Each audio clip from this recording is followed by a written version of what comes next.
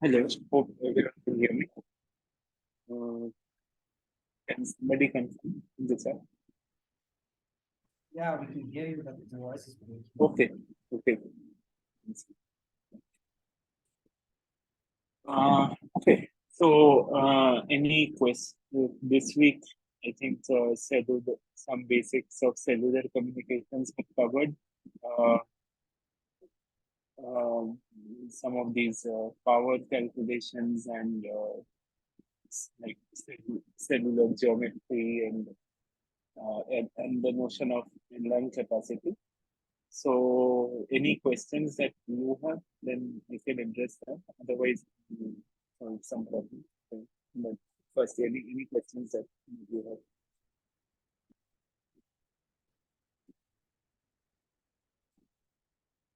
Um, I hope you're getting the lectures and the notes. We are making it available at our end. Not sure. Uh, we have also communicated to the PMRS committee that there were some concerns from the students. So I'm not sure how that is panning out. Just a second. Okay.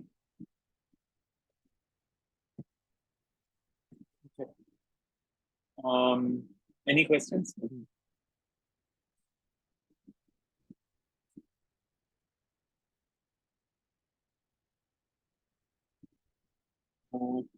Right.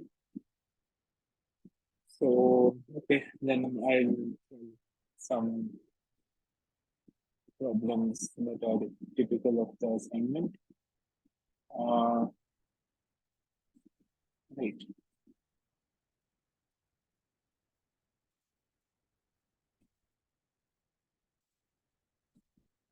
You're able to see my screen, right? Just to confirm. Can somebody confirm in the chat if you can see the screen? I think it's fine. Yeah, I'm able to see it. Okay.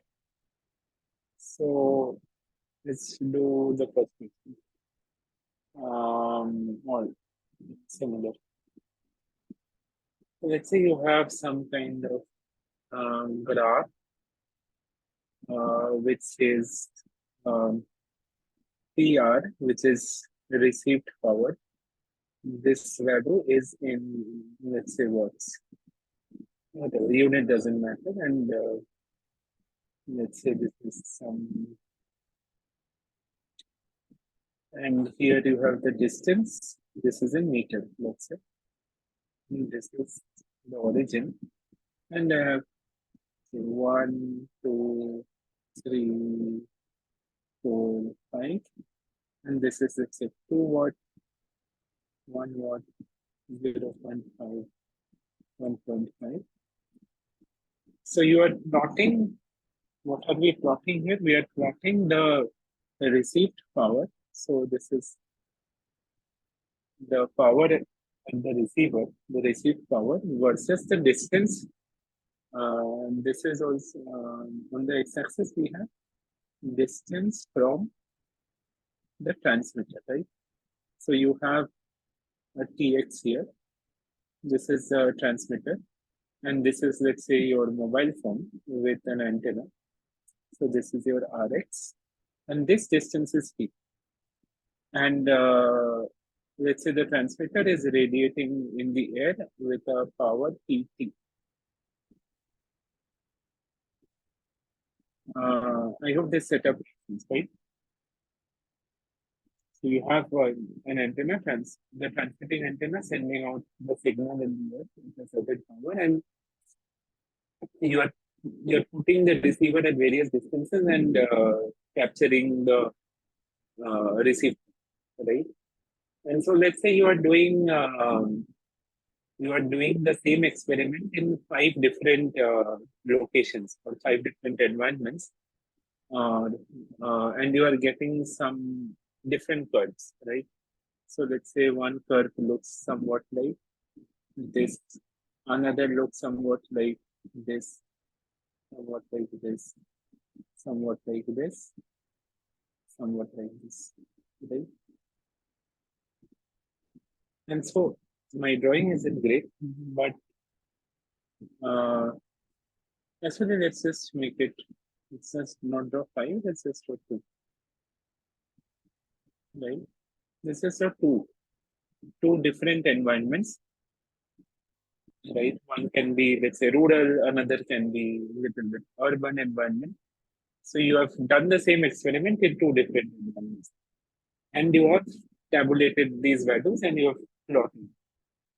And so, very clearly, the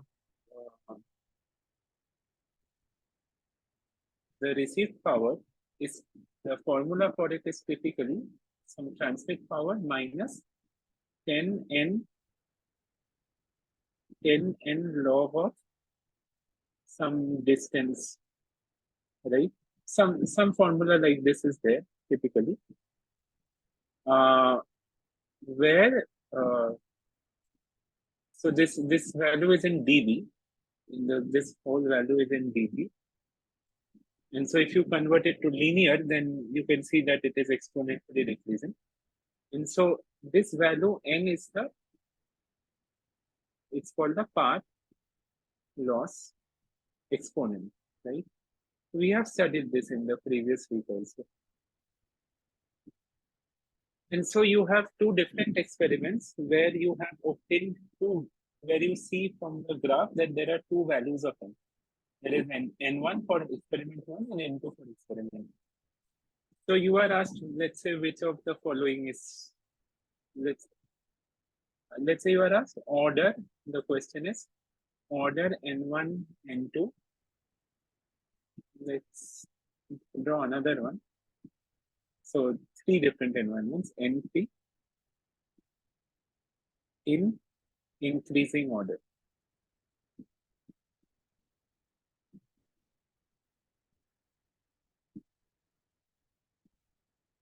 So the question is, you have to tell me the order of n1, n2, n3. You don't have to calculate them, just tell me the order. Can somebody tell me the answer?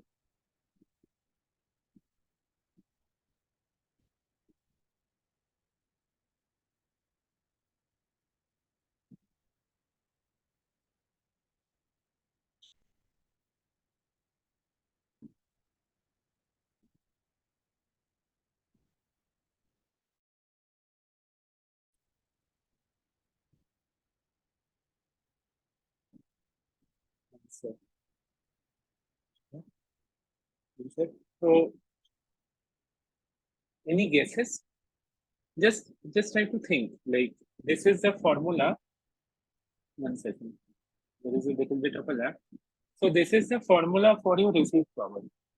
Receive power. So as n increases, very clearly, if n increases, then receive power goes down, right? So as n increases, receive power goes down. So if you have two curves, one curve is below the other, right? The receive power in third experiment is below receive power in second experiment, and that is below the receive power in the first experiment. And you know that if n increases, then the receive power goes down. So now can you tell me the answer? Like what should be the value of n? Like what should be the order of n? So we need to find out increasing order. So um, which is the low? Somebody join. Yes, somebody join. Okay.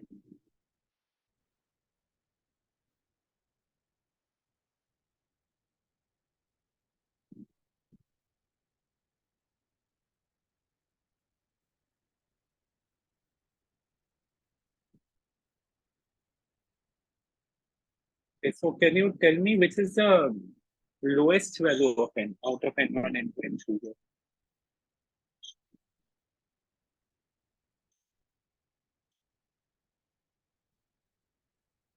Okay, yes. Yeah, I think I got the correct answer. So the answer is indeed n1 is the lowest, and then n2, and then n2. So this is the correct answer. I hope it is clear, right? Because higher the value of n, the more rapid we have, the more rapid is the decline of the receive power, right? And so higher value of n means that the receive power will be lower, which means the graph will be lower.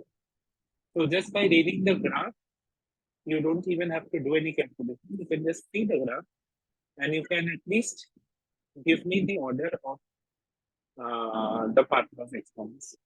Calculation, can be done later. You can just, you know, you can just work with the graph and do the calculation and show me. But the key idea is that you need to get how the path loss depends on the path loss exponent.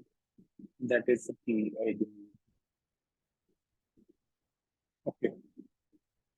So is this clear? Any doubts with this? Yeah,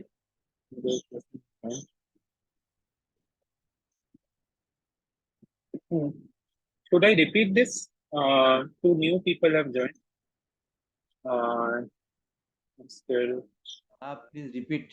Last I am now joined. Please repeat. okay.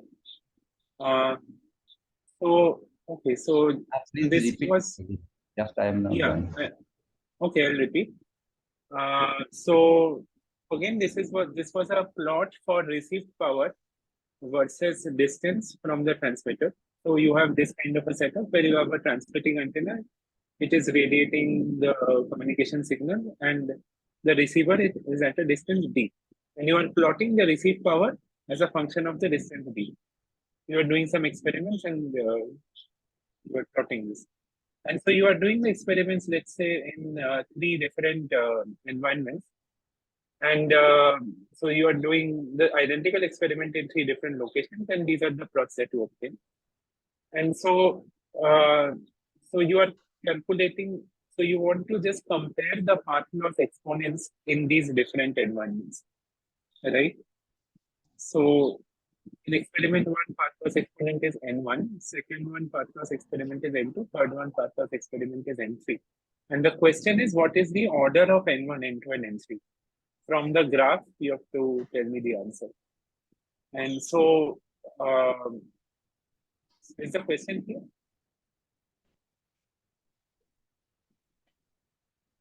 Okay, so the idea here is that you don't need to calculate all of this. I mean, I have not even drawn the graph to scale, and I don't know what, but at least you can observe that that in the typical formula that we have uh, the receive power, and this is common sense also. The farther the signal travels, the more attenuation it faces, right?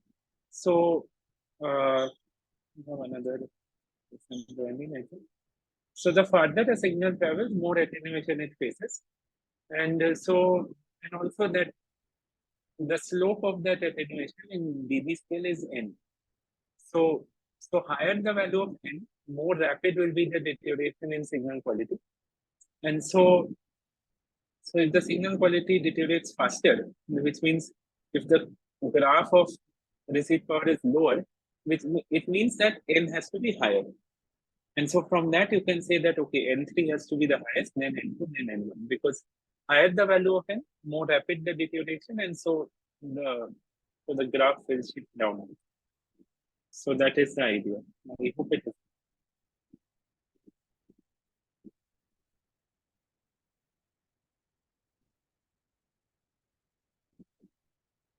Okay.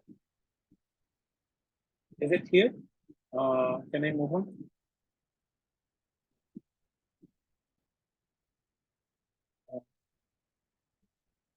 Okay, I'll move on. I'll come back to this later if you need. Fine.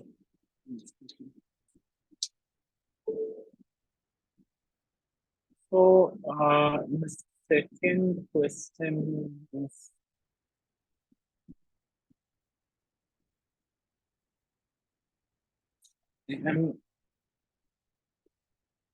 another type of question, let's say regarding this power calculation.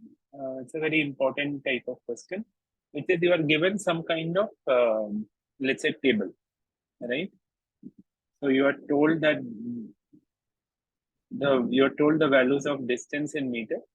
So instead of graph, let's say you are given a table, and you are told the values of path loss as a function of distance in the dB scale or dBm scale, let's say, right?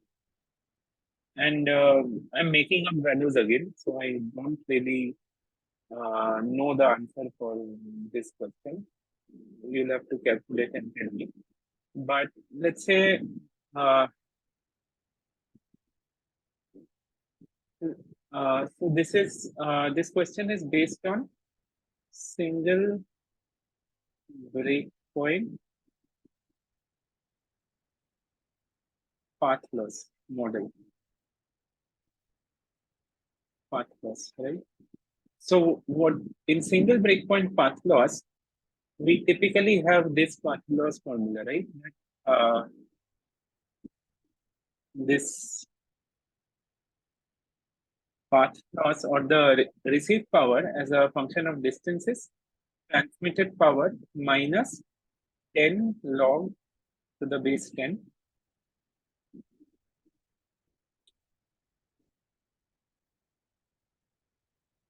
This is something we did look into in the last class as well.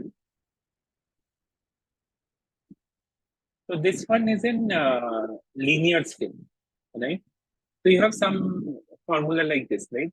So you have a breakpoint at a distance d break, right? And so up to the point d break, so you have your transmitter here, and it is radiating at a power pt, right? So this is px, and then you have rx. Let's say a mobile phone at a receiver, rx, and the distance between the tx and the rx is d, and you have some point d break over here, and so up to the point d break, you have free space path loss, and then after the d break, after the break point, your path loss exponent rises to n, where n is typically n is greater than d. So you have stronger path loss after a certain breakpoint, right? Okay, there is somebody. I would request to join on time. It's 3 to 5 is my window, but okay. If you want me to go over again some, you'll have to ask, right? Okay, 1 second.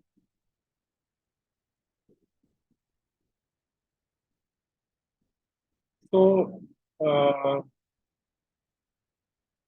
so up to the break point, we have a free space path loss, and after that, it is free path end.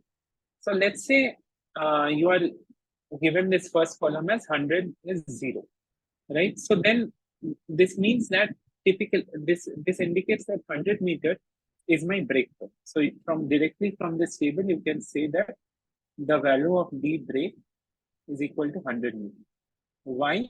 Because if you calculate, if you break this, right, if you break this into the dB scale, if you convert this to the dB scale, then it is already in dB. So you just have to break the logarithm, and then what you will get is, so what will be the value of PR d break to begin with? Let's say you put d equal to d break here, then d and d break will cancel, so this term will not be there, and so you will just have pt minus 10 log 10 of 4 pi d break by lambda, right? Square. This makes sense, right? And so I can just substitute it over here and then write any any arbitrary receipt power is receipt power PT minus 10 log 10 of 4 pi d break by lambda squared minus 10n log d by d break, right? Something like this. So this is assuming, of course, that d here is greater than d break. We're looking at distances greater than the bigger one. So, because if you multiply and then in logarithmic scale, it gets added up. And so now this quantity is PR d break as shown above. And so yeah, so your breaking point becomes a certain reference point, right? And so let's say you can, you are trying to calculate your receipt power with the breaking point as a reference. So you can set this value to 0. You can set it to 0. And then so you are trying to measure everything with respect to the breaking point, right? So that is how these problems are actually made. Because for anything you need a reference, and so that's the reference you. And so you'll be given some kind of table like 100 at 100 meter. This is 0, which means that the break point is 100 meter, as explained. And you are given some more random values. Let's say 500 meter. It is minus 20. At 1000 meter, it is minus 30. And at 2000 meter, this is something like minus 60.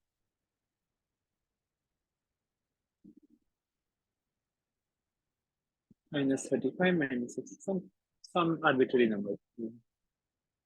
I don't know if they are accurate. Doesn't matter, but we just need to understand how to solve this kind of problem. So you are told that if we take the breaking point 100 meter as a reference point, which is if the receipt power over here is 0 dBm, then with this reference at 500 meter, it will be minus 20 dBm. At 1000 meter, it will be minus 35 dBm. And 2000 meter, it will be minus 60 dBm. Right?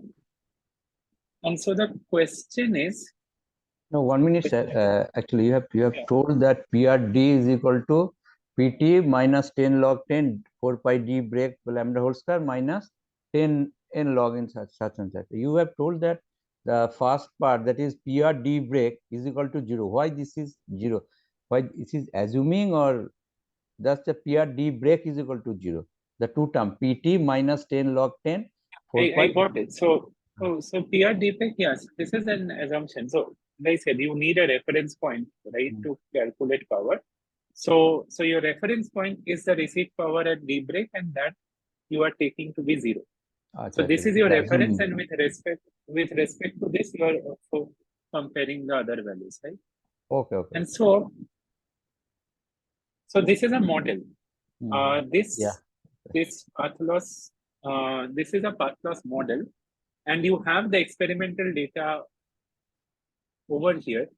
And so you are trying to compare the model with the experimental data. I'll tell you the question, and then you will understand what is going on. So you are asked that difference between measured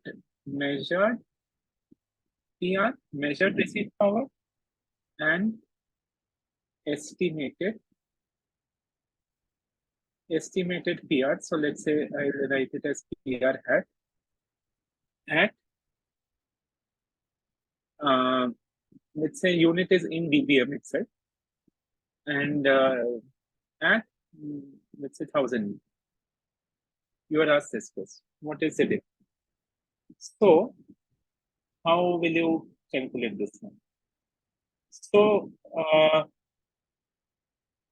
let us. So what we need to find is PR minus PR 1000 minus PR hat 1000. This is what we have to do, right? Now we know the value of PR 1000, which is what we have experimentally measured, right? That is minus 35 dB. So we have minus 35 dBm minus PR hat 1000. So we know the actual measurement, and we have to calculate, we have to find some kind of estimate using our model, right? This is our model here. And let's find the estimate then. So in our model, we are assuming that the receive power at the breaking point is 0. So that's our reference point. And so that is essentially PR. So this is firstly PR hat is PR deep break minus 10n log 10 of d by deep break, right? And we know this value is 0 by assumption. And then the next value is 10n log of distance is 1000 meter divided by d break, which is 100 meter, right? Breaking point distance is 100 meter. And so you have log 10 of 10, I believe, which is 1. So you have something like minus 10n. I hope I'm right. So this value comes out to minus 10n. And so your answer is, let's say difference. Difference is equal to, if you put this back over here, you will have something like minus 55 plus 10n dBm. Does this make sense? So this is your true value. This minus 35 is your true value, which you have calculated, which you have measured eventually.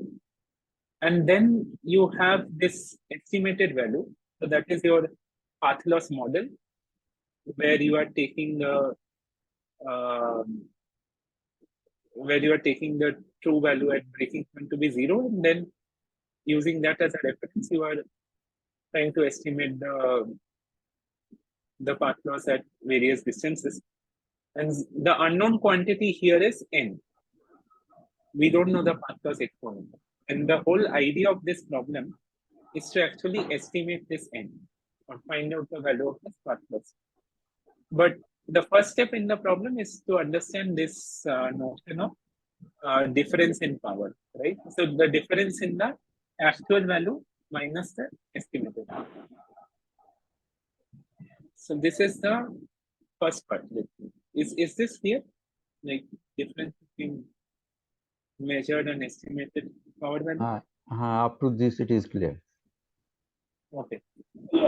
Sir, will you please explain how to find the value of this n? I'll explain. So that's the second part of the problem, right? Yes, yes. So this is the first part. In the second part, so we can calculate this value for all of the distances, right? We have actually 3 data points. This is useless. This is just the breaking point. So by our assumption, everything will cancel out. So we have 3 data points: 500 meter, 1000 meter, 2000 meter. And so let us calculate the difference in power at all the distances, right? So this is at 1000 meter. What will be the difference in power at 500 meter? Can somebody tell me quickly? Like same pattern, right? This is the real power minus 20 minus 10n log the distance divided by d break. So this will be log 5, which should be log 10 or 1 minus log 2, right? So can somebody tell me by quick calculation?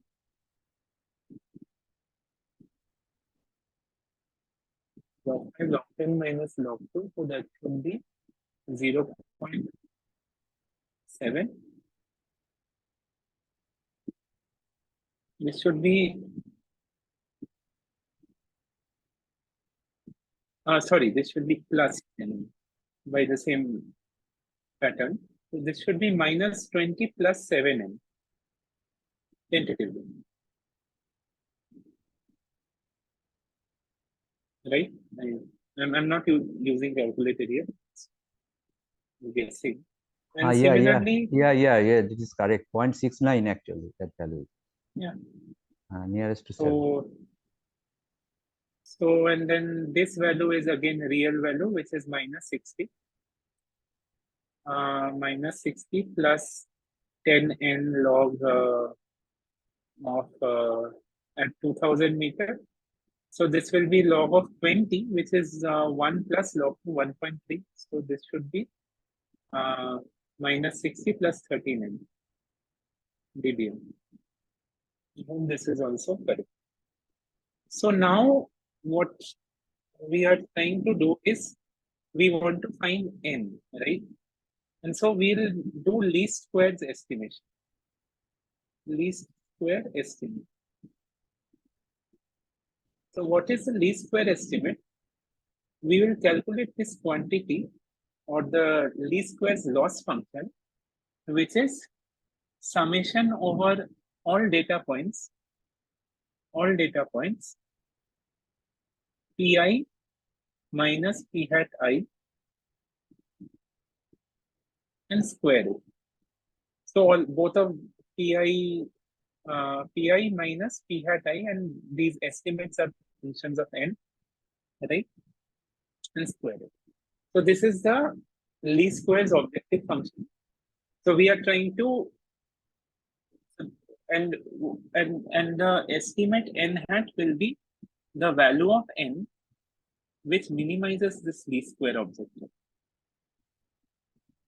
And how will we obtain n? So we'll have to do a partial derivative of this function g of n and set it to 0, and then we have to solve, let's say n equal to n hat, solve for n hat, and this is how we do it.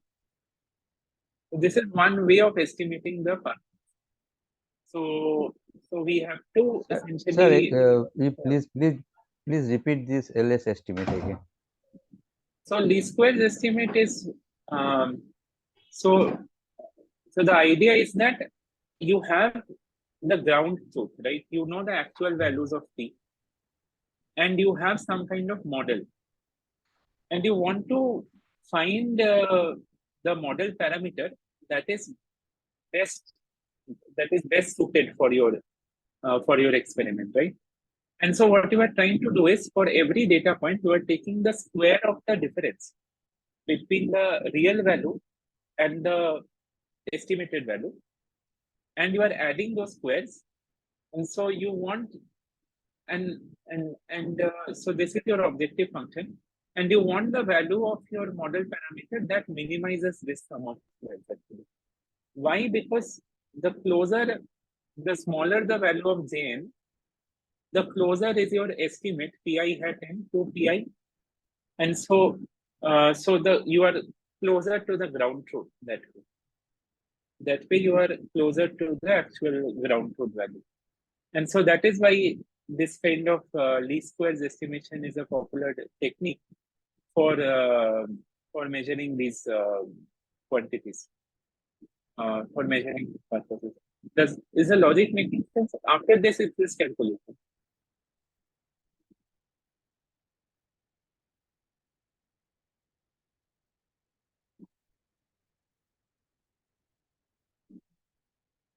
This is the least squares estimate is in general very common in other electrical engineering also, like signal processing, wherever.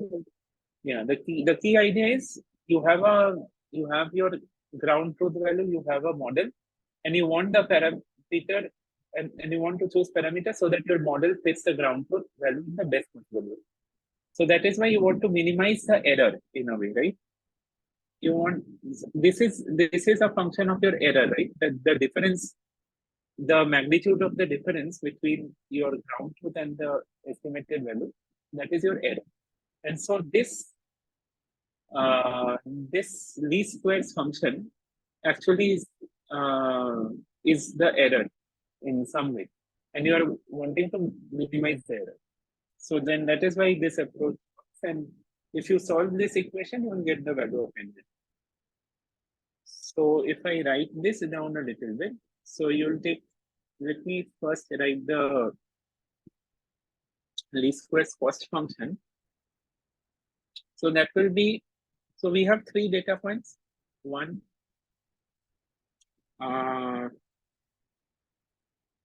1, 2, 3, and we want to minimize the difference. So it will be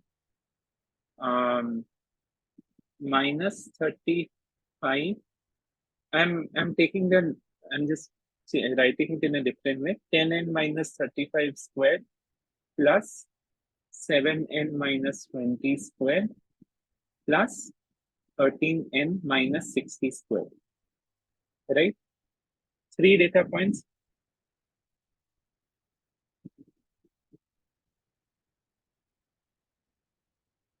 Okay.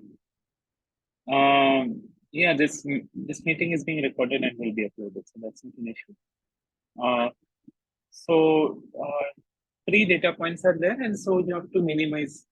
So this is the objective function, and so to minimize this, you just need to take derivative and equate it to 0. And so you can do the calculation yourself and find the value of n hat. And let's say this minima point is n equal to n hat, so you have to tell me the value.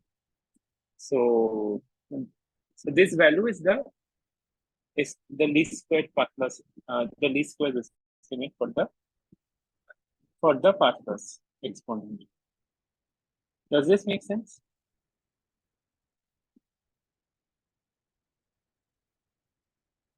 Yeah, I'm trusting you to do the calculation yourself. This is, even I don't know the right answer, and I just made the values up. So in myself try, this will be 2 into 10. 2 will cancel out. That will be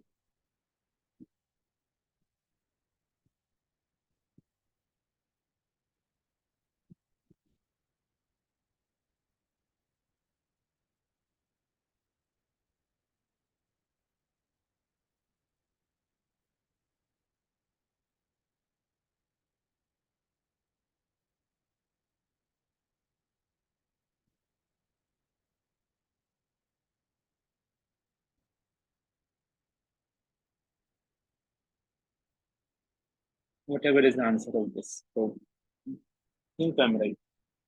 But okay, I hope you got the idea.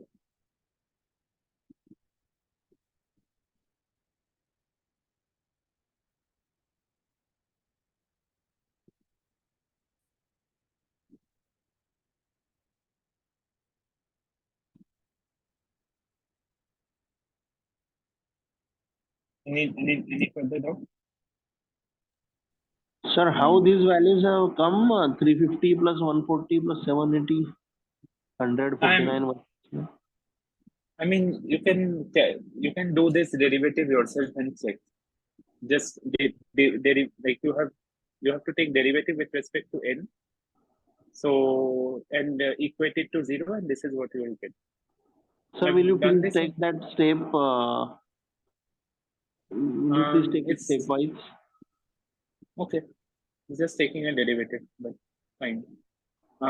If I take a derivative over here, this is x square, so the derivative will be 2 times 10n minus 35, and then you take derivative of the function inside this also, right? So you'll get 10.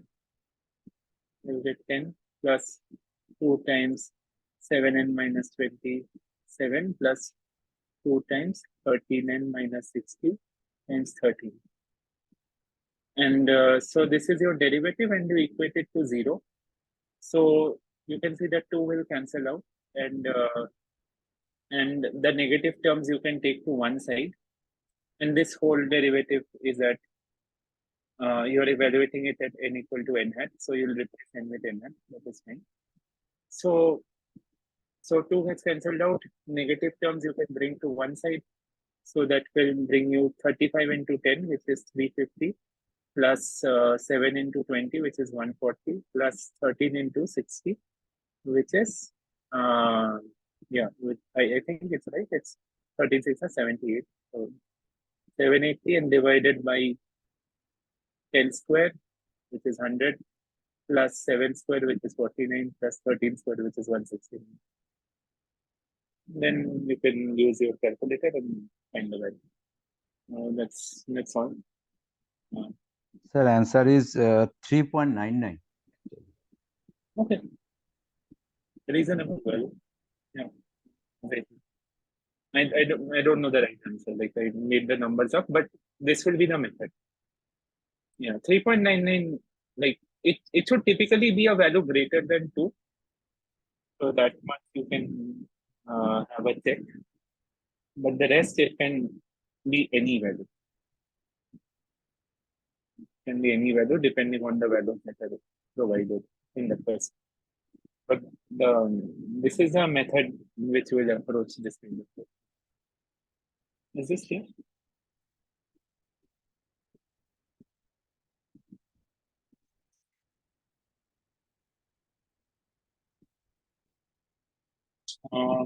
Okay.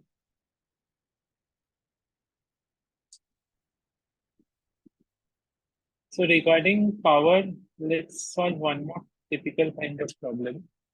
So question number 3 over here. And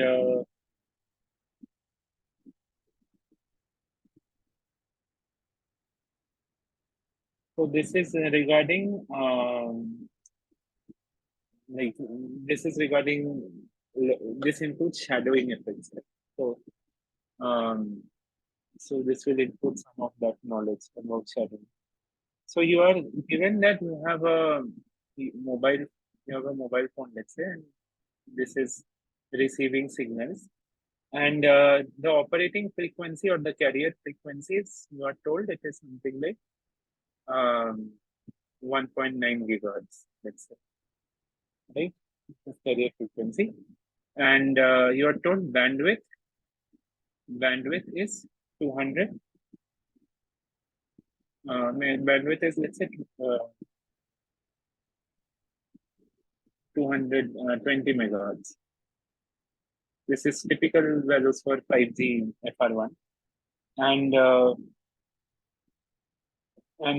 are told that room temperature is 27 degrees Celsius or 300 Kelvin, and what else? So you can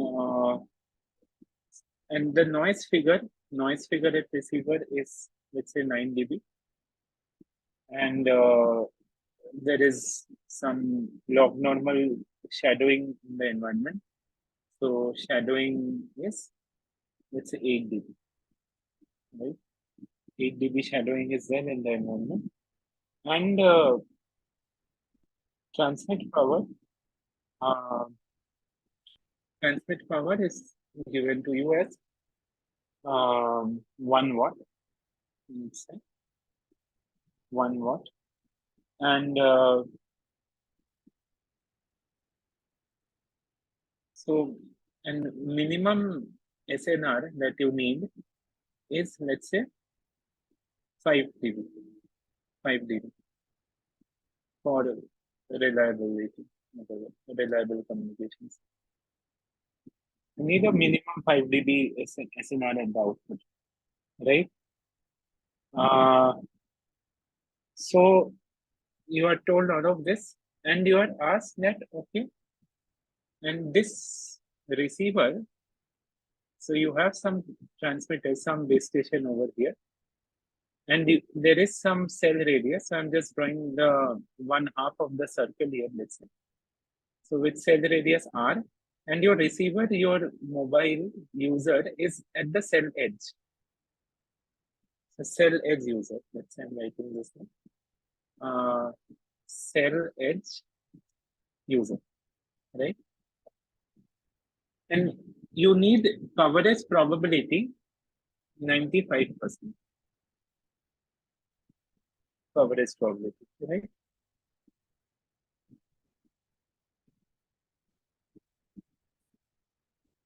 (95% coverage probability is this. And you are asked that,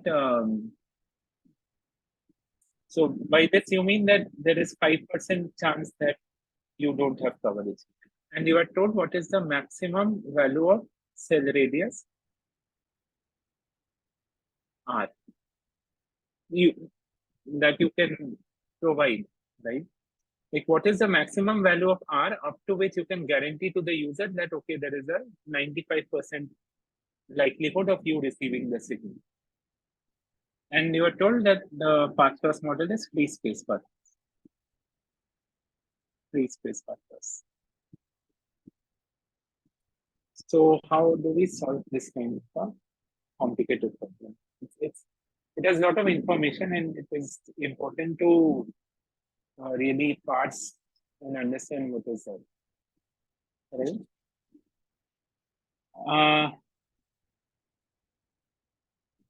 So firstly, let us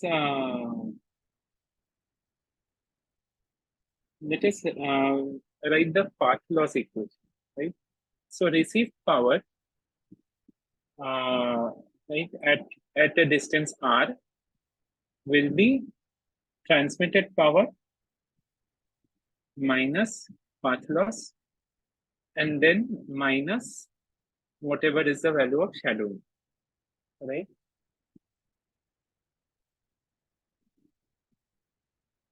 This makes sense, hopefully, and all of this is in dB scale.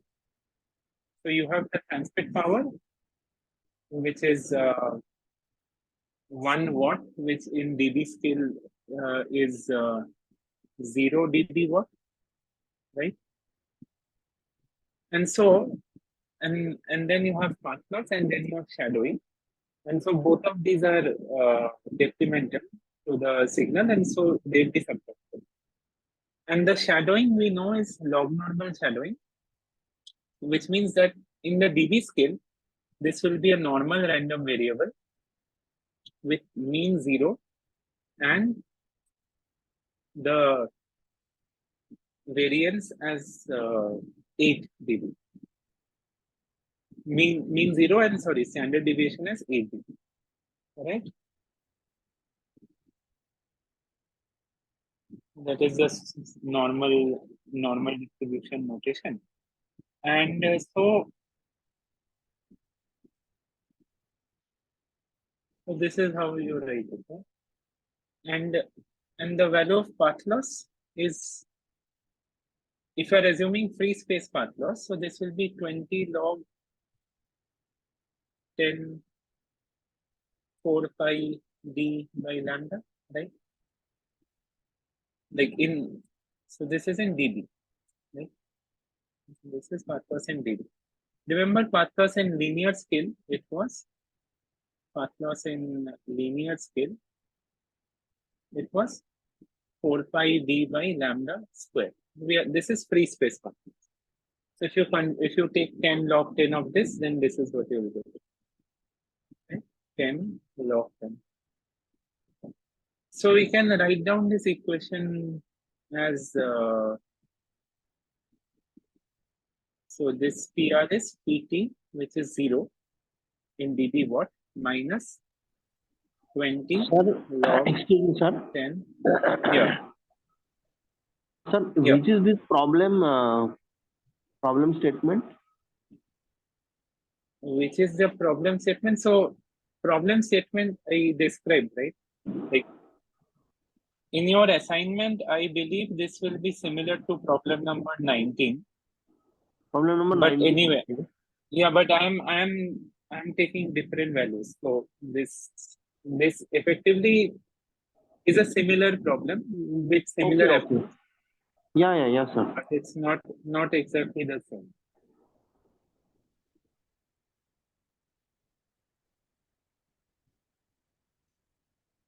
So, and as I've repeated multiple times, I'm not supposed to solve assignment problems in this session. That is for you to solve and submit. Yeah, sir, similar problem. That is okay, sir. Yeah.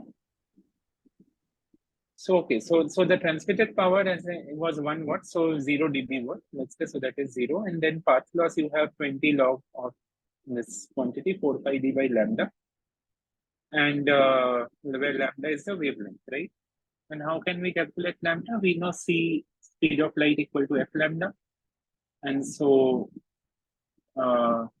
lambda will be c by f. So that is 3 into 10 to the power 8 divided by 1.9 gigahertz. So that is 10 to the power 9. You can calculate the value over here or just put in anyway. So this will output will come out in meter. And then you have this log normal shadowing variable. We don't have in log normal shadowing. If you're told that okay, the shadowing, the sigma is that is the standard deviation is some value, that doesn't mean that the value is exactly the same. It is not. It is a random variable. It is a Gaussian random variable with mean 0 and sigma is whatever has been provided. So this is one key thing that needs to be remembered, right? And so this is your formula for received power. So this is, you are approaching it from one side, from one aspect, or you not really. So you know how to calculate the received power. So it will come out to be minus 20 log 10 of this 4 pi. Now instead of d, you will put r because you are at the cell h. So you are d is equal to r, the cell radius. So let's say you are putting r here. So it is 4 pi r by c by f. So we know the carrier frequency value. So lambda is c by f, which means it is 4 pi r fc by c, and minus some x sigma, minus some shadowing, which has a certain probability distribution. So this is the value in dB watt, right? Now, if the received power, like when will we have out? We will have outage when the received power is lower than the receiver's sensitivity level, right? So how do we calculate a received signal sensitivity? Firstly, let me write that, okay, we want to find out we know that the outage probability, the probability of outage is the probability that this received power is less than the receiver sensitivity, right? Every receiver has a certain sensitivity value, which means that below a certain threshold, it cannot detect any signal. Below a certain threshold of power, it cannot detect any signal. And so we want to, so the outage probability is just the probability that this received power has fallen below this threshold.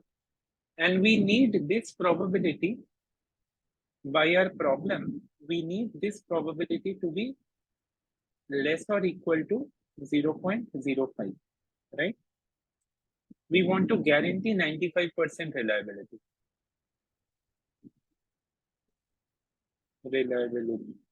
We want to guarantee 95% reliability, which means outage has to happen less than 5% of the time. So outage probability has to be like less or equal to 0.05, right? And so this is one piece of the puzzle. Now we have to obtain this quantity also. We have obtained this. We have to obtain this, the receiver sensitivity. So receiver sensitivity, and this is something we have also already discussed in the previous week. That is nothing but your noise, your minimum SNR requirement, right? Plus the noise power. So you need to be a certain level above the noise level, above the noise floor. And we know SNR min It has been provided in our problem. It is given to be 5 dB. 5 dB. This way. So now we have to calculate noise power. And the noise power is, we know the value to be 10 log Boltzmann constant times temperature times bandwidth times the noise figure. This is a standard formula. So there's nothing going on over here. The value of Boltzmann constant, I believe, is 1.38 into 10 to the power minus 23. But I'm not sure. Let me check actually.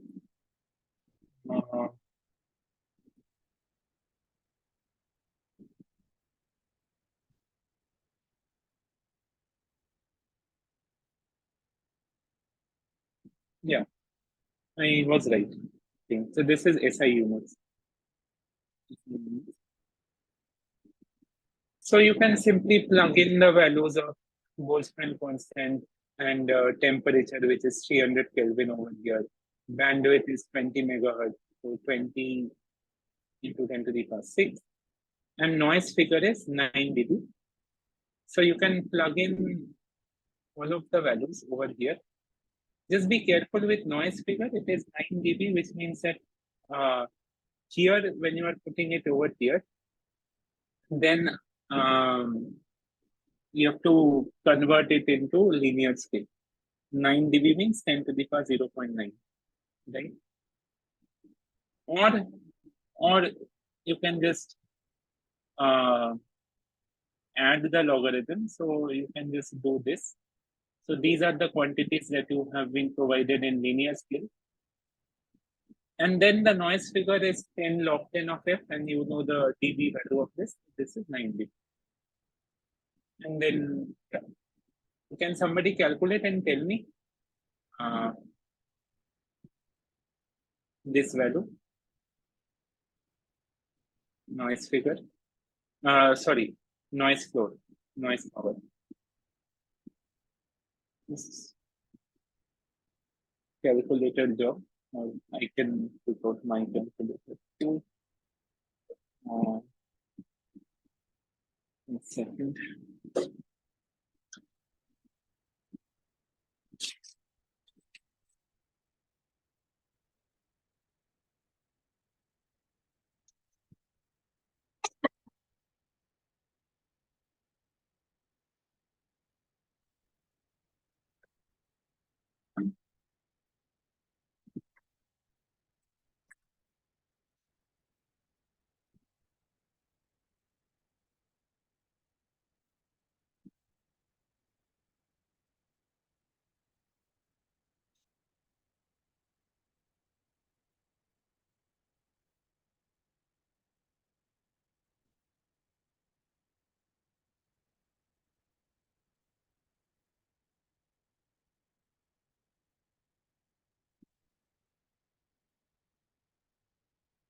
I'm getting some value like minus 121.82 dB, right?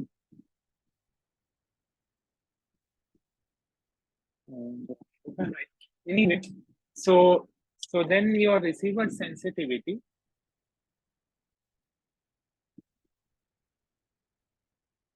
is just plain calculation. Receiver sensitivity is minus 121.82 plus 5, so it's minus 116.8 dB. And if you put it over here, so you need that this probability, which is probability that PR of R, and let's actually calculate this also quickly, minus 20 log 10 4 pi R carrier frequency by C minus the shadowing term. So this is, you need this to be less than minus 116.8, right? This is what you need. And this probability has to be, let's say, greater or equal to 0.05, right? And so if you rearrange terms, you will get that probability of x sigma greater than, if you take it this side, it will be 116.8 minus 20 log 10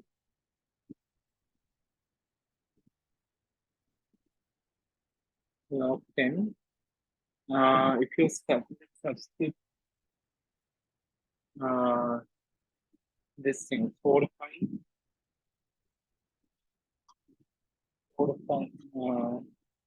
4 times pi into f into carrier frequency, so that is 1.9 gigahertz divided by speed of light, this is 28. This comes out to be 79.5859 R, something like that.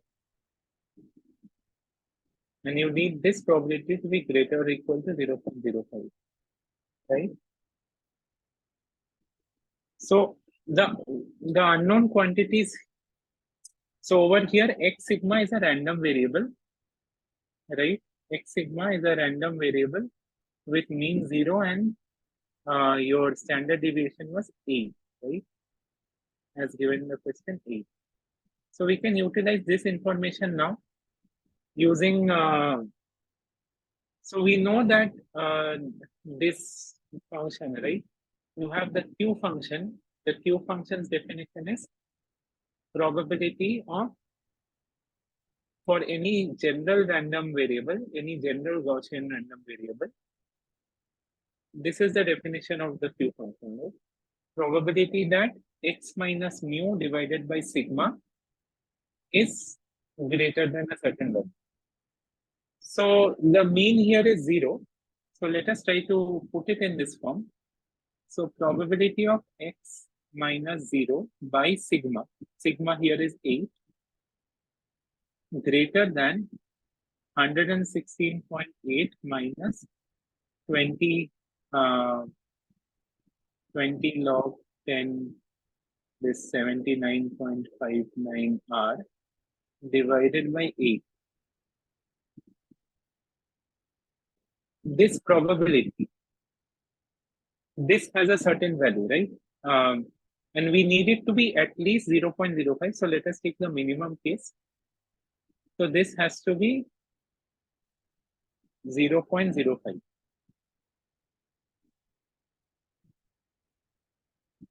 0.05. And so this is nothing but the Q function, right? This is the definition of the Q function.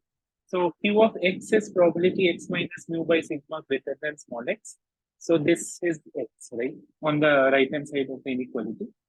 So we can define this as Q of 116.8 minus 20 log 10,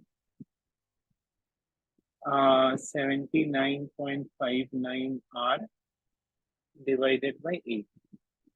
And we need this function to be 0.05. And so we now have to solve this equation to obtain the unknown variable. So this is actually, you can use Q function tables on MATLAB or anywhere and obtain this. So I have MATLAB open on my PC anyway. So I'll just type Q. So if I have to remove the Q function, I have to take Q inverse on both sides. And so I need to find the value of Q inverse of 0.05. Right?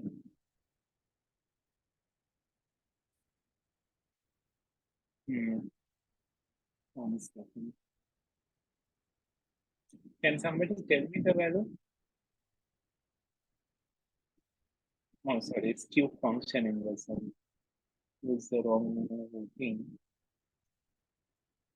So MATLAB tells me that Q inverse of 0.05 is equal to 1.6449.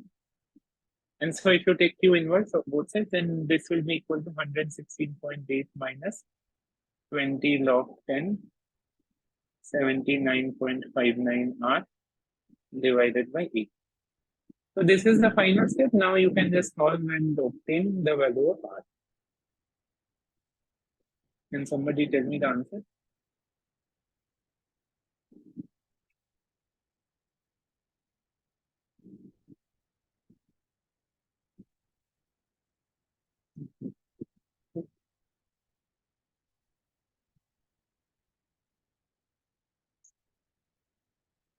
Into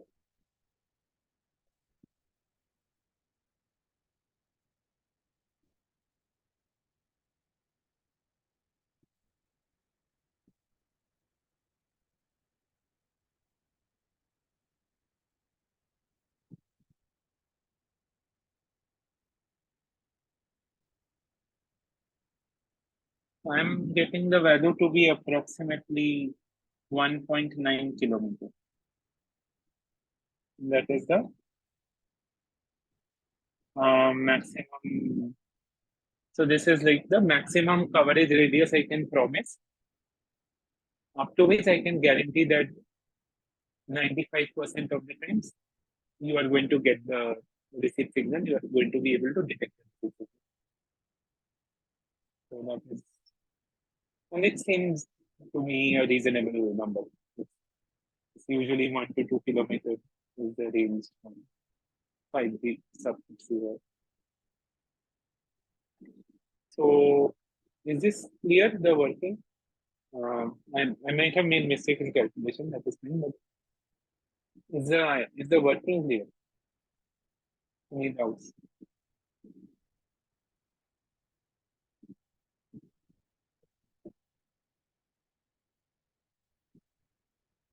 Okay.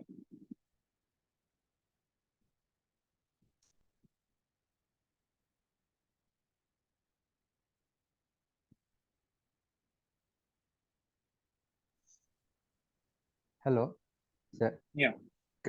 Can you repeat this problem from your just above just Q function? Can just repeat.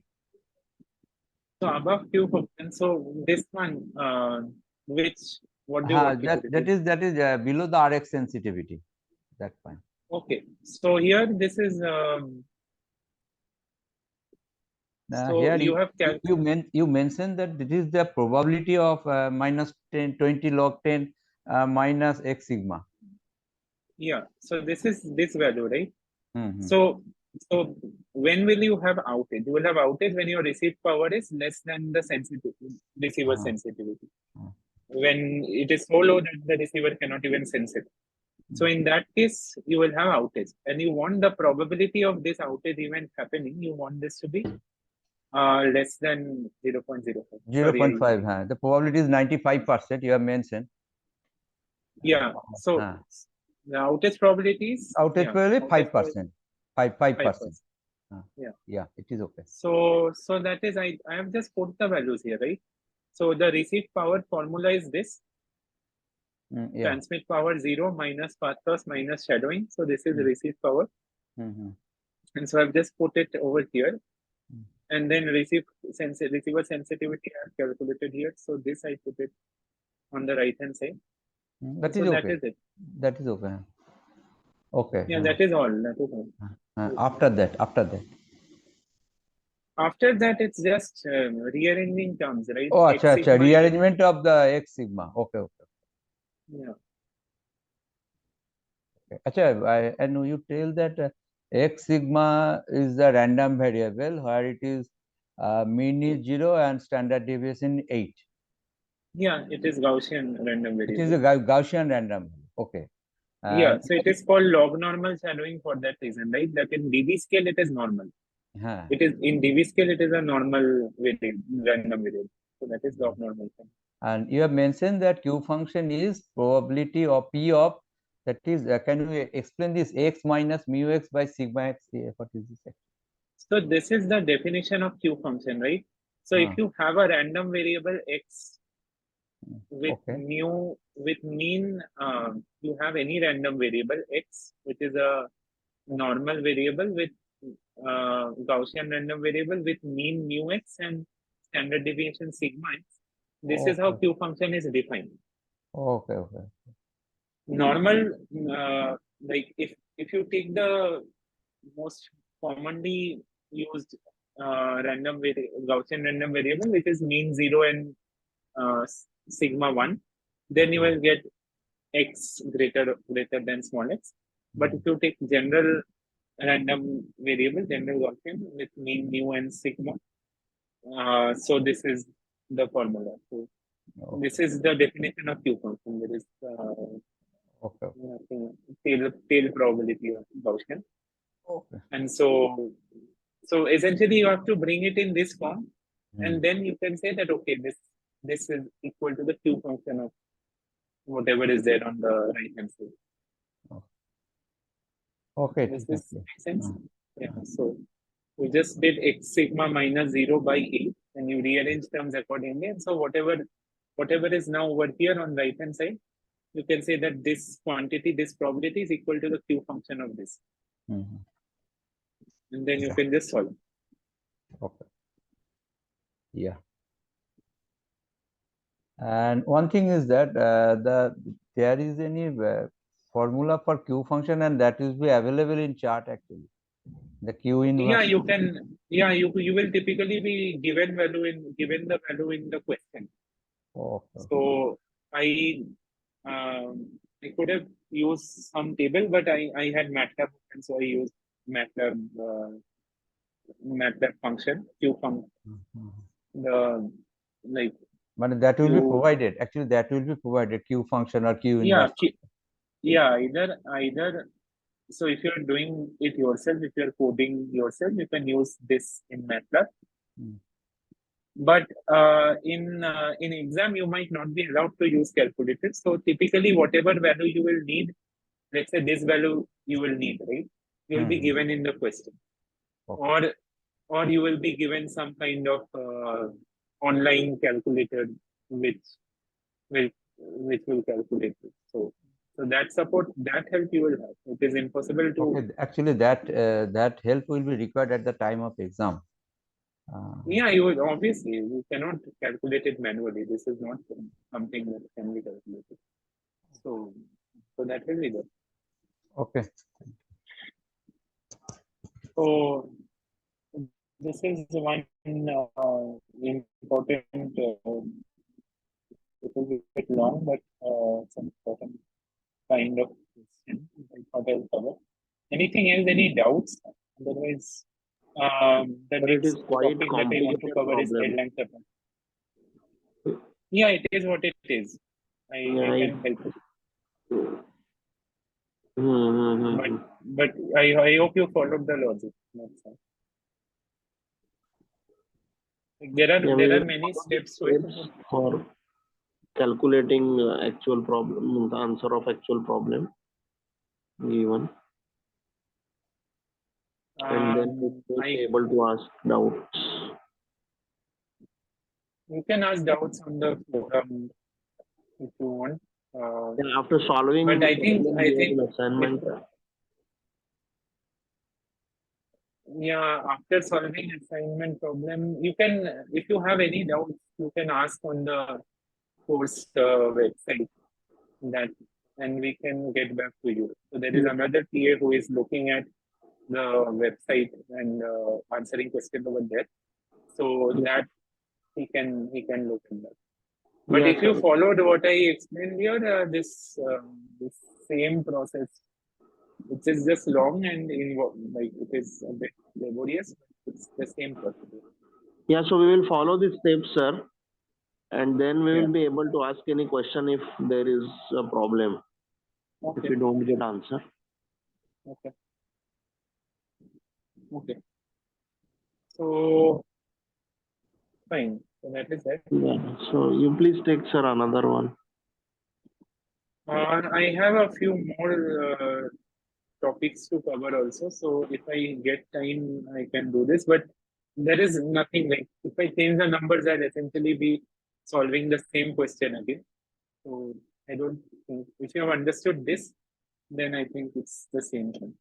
But okay, so I now need to move to a new, this notion of cell geometry again, and some problems related to that. So there is this concept of sectorization that we need to understand, right? So sectorization. What is sectorization? By sectorization, we mean that instead of having omnidirectional antenna which radiates in all directions, you will have antenna that is radiating only in a particular sector. Let's say 60-degree sector. 60-degree sectorization will mean that it will radiate only in a sector with 60-degree angle. And so the effect of this will be that you will be receiving interference only from the other users or the other base stations that are in this sector. Only they will be like interfering with your signal, and any other base station that is not in this sector will not be interfering with your signal, because this is how your antenna is now designed. It will only radiate or receive signals from this sector.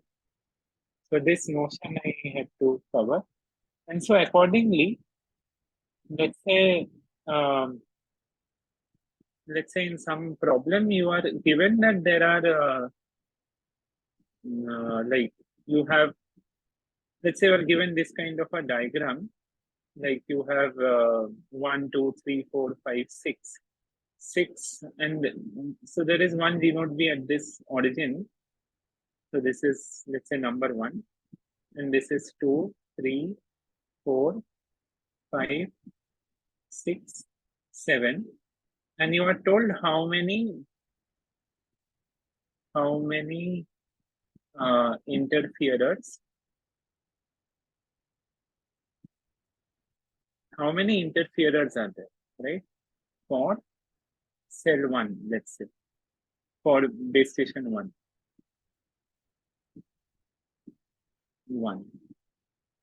And so the answer, like if it was omnidirectional antenna, so let's say it was omnidirectional antenna without sectorization. So for omnidirectional antenna, sector is essentially 360 degrees. It is radiating all directions. So all of these are interferers, right?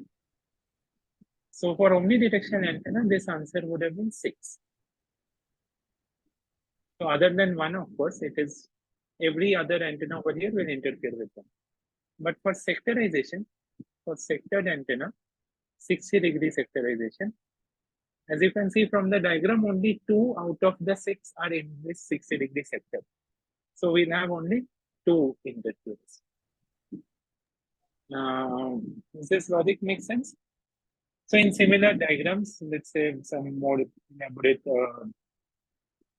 cellular diagram, the only logic that you need to identify is that this notion of sectorization, that you can divide the space into sectors, angular sectors, and whatever base stations fall inside that sector, only those will be interfering. Okay. So this was one small topic. And then related to this is also the notion of UV coordinates. And I hope that is clear. So the reason you need UV coordinates is because in cellular geometry or in hexagonal geometry, your points are somewhat either on the vertical axis, which is V, or on some kind of axis which is at 60-degree angle because of hexagonal geometry. So this is the UV axis, which is different from the XY axis. So if this is the XY axis, you have X, you have Y, right? And so the distance in, let's say you have 2 points in Cartesian coordinate, x1, y1 and x2, y2. x2, y2. What is the distance between the 2 points? This is x2 minus x1 squared plus y2 minus y1 whole squared, right? This is our Cartesian coordinate system. Okay. But if you transform this into these UV coordinates, which are not at 90 degrees, then you can do this mathematics and show that if you have two UV coordinate system, U1, V1, and U2, V2, then just do geometry and show, and this distance will be something like U1 minus U2 squared plus V1 minus V2 squared plus U1 minus U2 V1 minus V2, right? This is just, you have to just do the calculation and show it, because let's say you have some value V1 over here, U1, then what is the equivalent value of X and Y? Then Y1 is equal to V1, and this is 60 degrees, so this is 30 degrees, then you have to kind of draw this point, right? So take a 90 degree over here, take a 90 degree over here. This is where your point will be.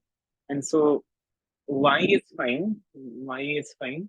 X you have to find out. It will be something like U1 minus, yeah, it's a little involved.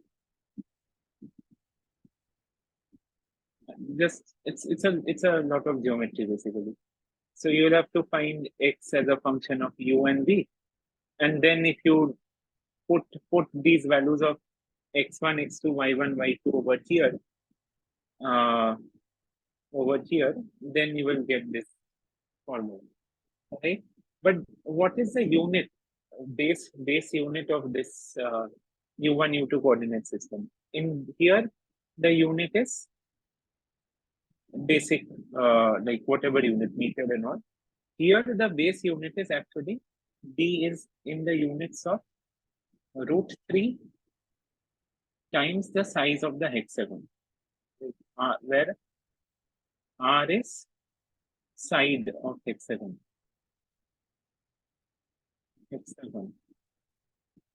So this is the value of R. And so the actual distance, becomes √3 times the size of the hexagon times this UV distance, DUV. And so this is how, so if you are given in UV coordinates some point A, U1, V1, and point B, which is U2, V2,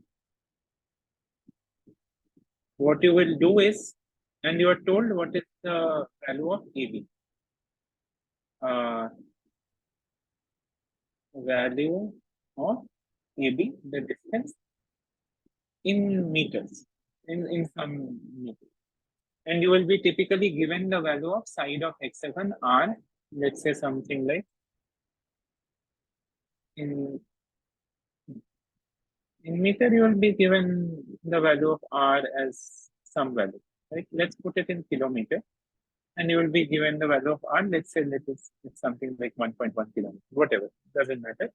All you need to do is just calculate the UV distance first. So just put in U1, V1, U2, V2, compute this value, DUV, and then multiply it with the base unit for the distance, which is √3 times the side length of the hexagon, and you will get your actual distance.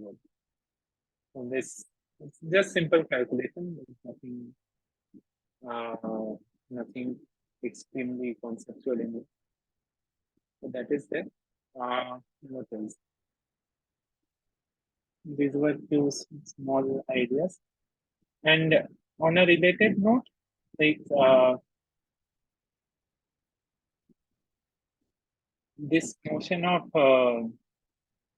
signal to interference ratio is also there, which I need to cover. So let's say you are given in a problem that it is a cellular system, right? Cellular system with your usual hexagonal cellular system. So you have 6 4-channel cells, right? 6 4-channel cells means that you have one hexagon and Excuse you me, have sir. like, yeah. Sir, shall we get these notes today only on our portal? So I'll make it available today from my side. I mean, just after the session ends, within 5 minutes, it will be ready. But I don't know if there is some delay from NPTEL side. We have communicated them from our end, but I'm not sure how quickly they will be able to make up. Yeah, sir, because I'll, I'm not able to continue with the session, and I would. yeah, I'll make the note available. I'll also post the YouTube video, so everything will be there. Yeah. Yeah, so you please make sure that means if these are available to us, we will at least go through those notes which you are writing I'll, here. I will upload in the shared drive link. After that, I'm not sure if I hope from NPTEL side it is being provided. Yeah, yeah, yeah. Yeah, okay, sir, and then we will ask doubt on group then. Yeah. Yeah, yeah. Okay, okay, sir. Thank you. Yeah. Yeah. So if you have, so you have your typical, your base station is over here and you have 6 4-channel interferers. Hexagonal geometry. So this is your cell 0 and this is your interferer. Cell 1, cell 2, cell 3, cell 4, cell 5 and cell 6. Right? And you are told that you need a signal to interference ratio, which is 4-channel signal to interference ratio. You need it to be at least like at least 5 dB. Right? This is the power. This is the signal to ratio noise ratio you need. And you are told that the path loss exponent in your medium is 4. Right? So the question is, what is the cluster size that you can use? Like, what is the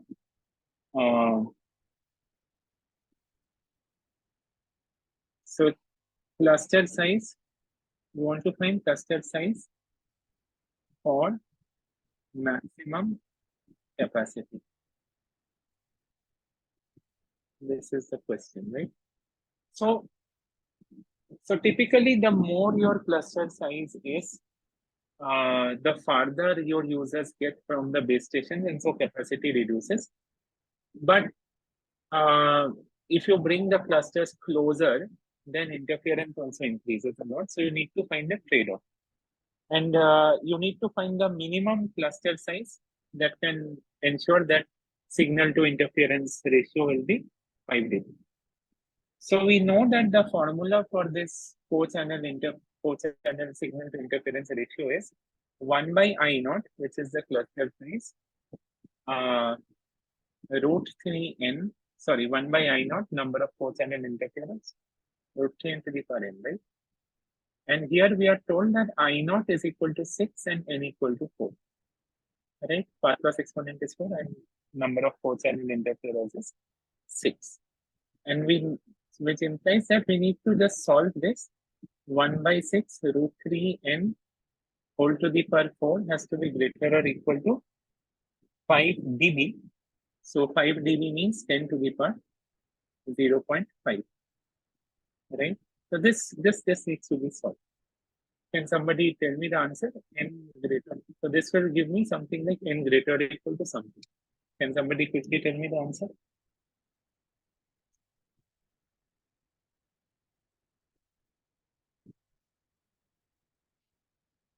Let me try myself.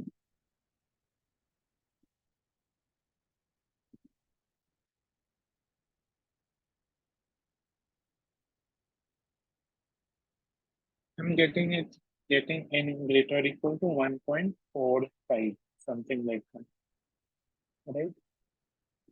If somebody can confirm. So, therefore, the answer is actually n equal to 2. So this is the minimum cluster size that I can have, which ensures that the signal to interference ratio is greater or equal to 5 dB. And I wouldn't want to take it to more than 2 because I want to accommodate as many users as I can. So smaller the cluster size, then I can create more clusters. Right? I can put more users there. So this is one notion that is there. I hope this is clear. Right?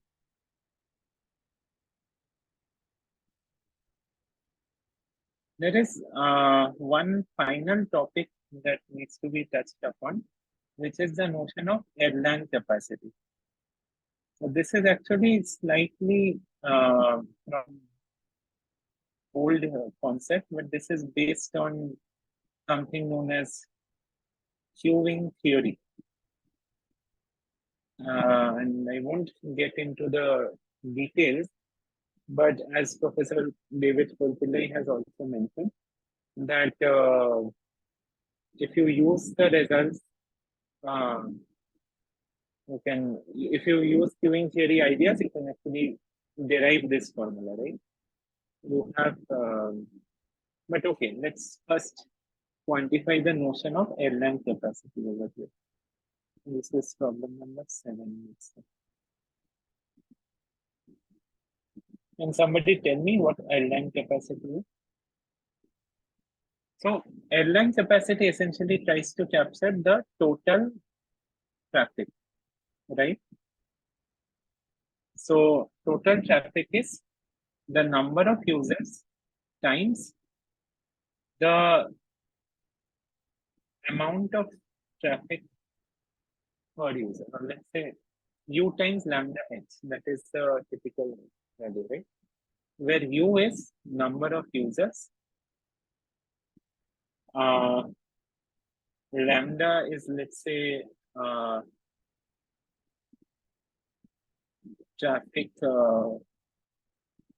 per unit time, and h is the duration of that. So let's say you are given a problem where you have a cellular system with 100 users, and you are told that user makes 2 calls per hour, and 1 call lasts 3 minutes, let's say. So this is what you are told. So in a cellular system, you have 100 users, and each user makes 2 calls in an hour, and 1 call lasts for 3 minutes. So here the question is, let's say, so your question is, what is the total traffic in the Erlang units or in Erlang? So the answer for this is nothing but u times lambda h, and you just have to put in the value. Right? So here u is equal to 100 users, right? U is 100, and then you have the arrival density, or arrival. So every user makes 2 calls per hour. So that is, in 1 hour, you will have 2 calls arriving in the system. And the duration for which each call will last, that is also amount of traffic, and the value of h is 3 minutes. And if you convert it to hour, it's 3 by 60 hours. So if you multiply everything, you will get Can somebody tell me the answer?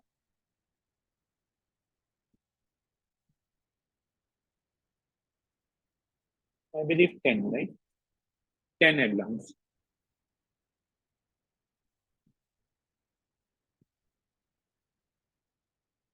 We are trying to essentially guess what is the maximum amount of traffic that I am getting into the system.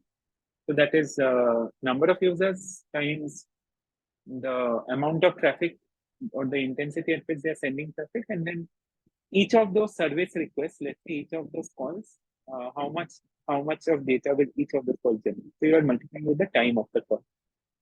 So they will multiply everything, and this unit is called Erlang. Right? It's essentially dimensionless. And so in your assignment itself, you have been given the Erlang function calculator. Right? Where you have the blocking probability and all of that. So what do we conceptually mean though? Calculation can be done. The conceptual idea is that you have let's say you are operating some kind of this notion actually comes from wired telephone days, where mostly I've seen it only for a few years in my childhood. So over there, in the trunk calling system, you would have calls arriving, and calls would have to wait in a queue, and then calls would be service, right? This is service, and this is arrivals and service. And the line would have a certain capacity, so it's not an infinite capacity queue. So there is a certain capacity. And any calls that arrive after the queue is filled will actually be dropped. So that is how you would get call drops. And so there is an Erlang C function, which I'm not getting into the derivation, but so it predicts what is the probability. Sorry, it's not Erlang C, this is Erlang B function, which predicts that what is the probability that there will be a blockage or that your call will not be served. So there is a formula for it, and let me write it down.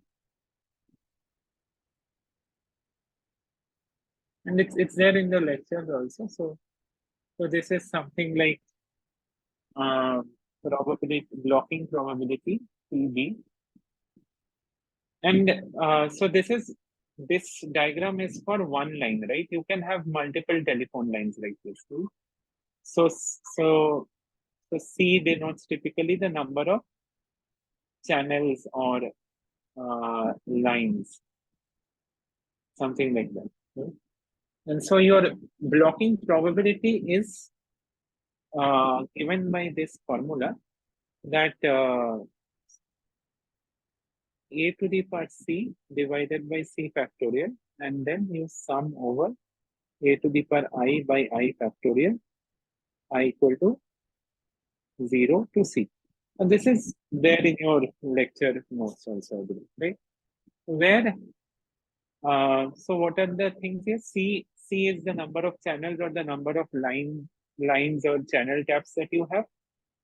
And then A here is the Erlang capacity. And Erlang capacity or Erlang traffic. So the quantity that this kind of quantity that you calculated over here, like this, right? The total traffic in Erlang. And so you will have questions. 1 second. I hope the call is still on, right?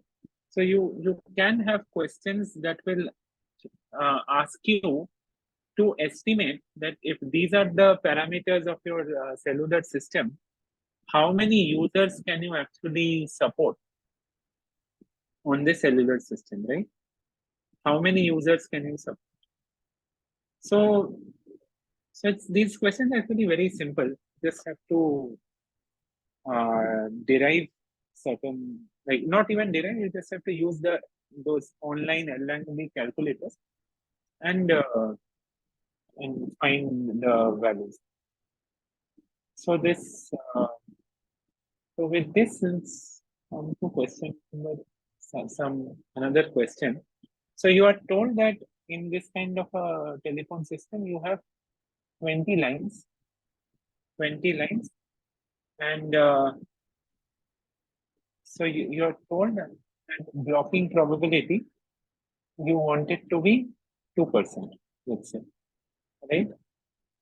You don't want more than 2% of calls to be blocked. So what is the, you are told what is the traffic intensity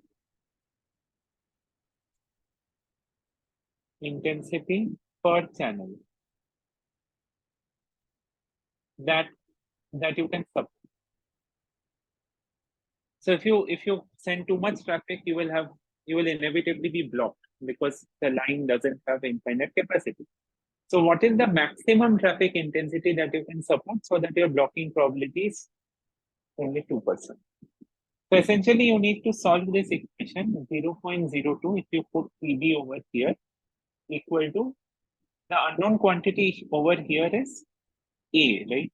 C is equal to 20. We know this. So this will be A to the power 20 divided by 20 factorial and whole divided by sum over I equal to 0 to 20, again A to the power I by I factorial. And obviously you can see that you cannot solve this directly.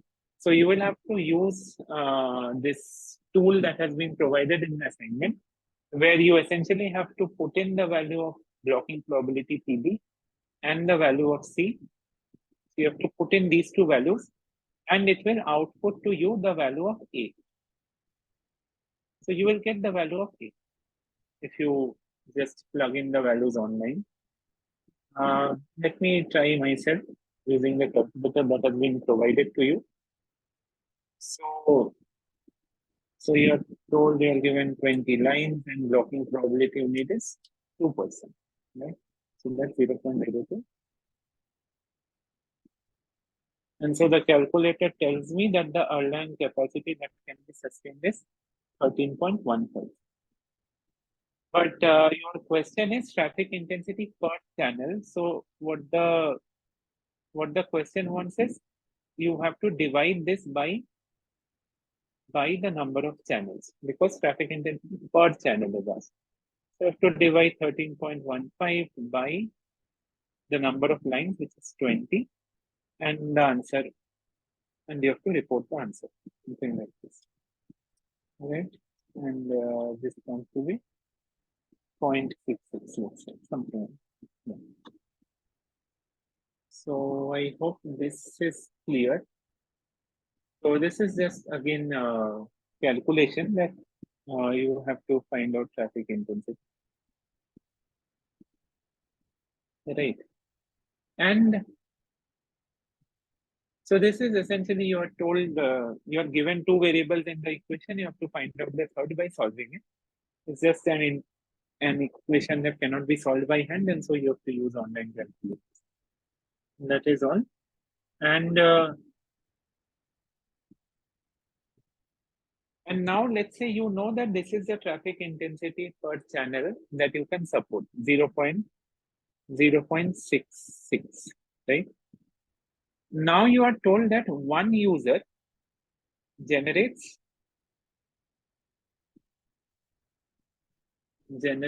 something like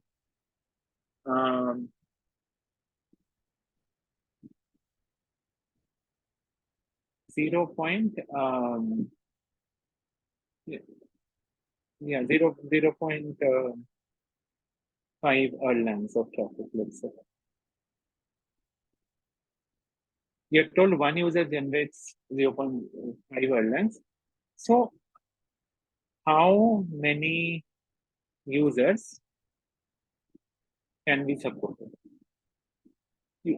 For the same set of parameters, you are asking how many users can be supported. So this is actually pretty simple.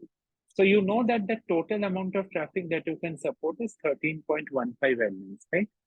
And one user generates 0.5 Erlangs. So by unitary method, you need to find out how many users will generate this exact number or something less than that, right? So the number of users U, so this total traffic is nothing but U times the amount of traffic generated per user, right? Which is AU. And so number of users is A divided by AU. Traffic per user. And we know the value of A is 13.15. And from this question, we know that AU per user, there is 0.5 Erlangs of traffic. So you divide it by 0.5 and you have to take,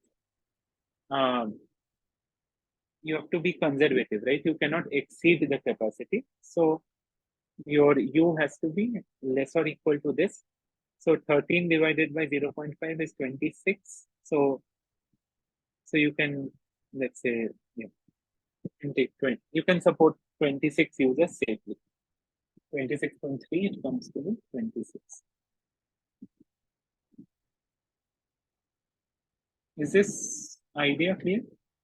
Just have 2-3 minutes left. That Erlang capacity is the total or the total traffic that you are generating.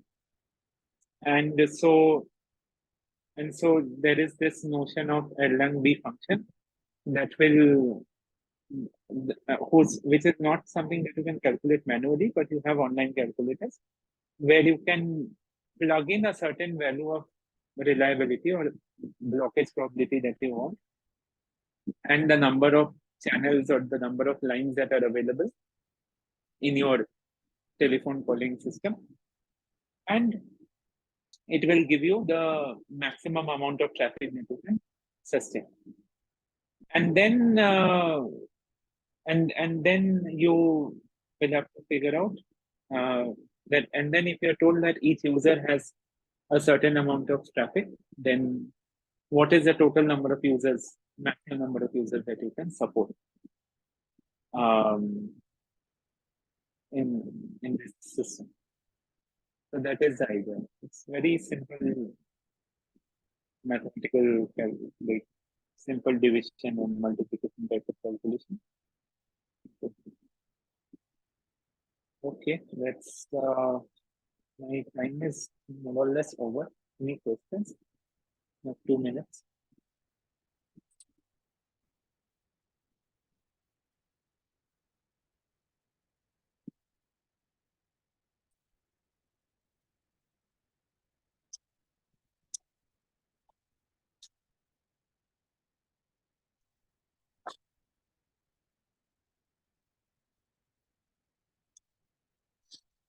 Okay. So I'm ending this call, and as usual, the recording where the calculator is given. Well, it's not given. I took out my own calculator and I was doing it. Yeah. So you can use. I don't know if NPTEL exam they allow using calculators. If not, you might have to do a bit of manual calculation. I don't know. But okay, the Erlang calculator, you mean that? I think in the assignment itself, you have been given the link to the calculator. So I can post it here in the chat also. Online you will get Erlang B function calculator if you search. But anyway, in your exam, you will be given some kind of link like this, some kind of online calculator, both for Erlang and for Q function. You will either be given the calculator or you will be told the value that you will need. let's say for this question, you are told that Erlang function, like if you put in values 20 channel tap 0.02, your capacity will be 13.14. You'll be told this. Otherwise, you'll be just pointed to this some kind of website that you can calculate. So that's okay. It's my time. I'll end the call now. I actually have to rush. Thank you for attending. Bye. Thank you also.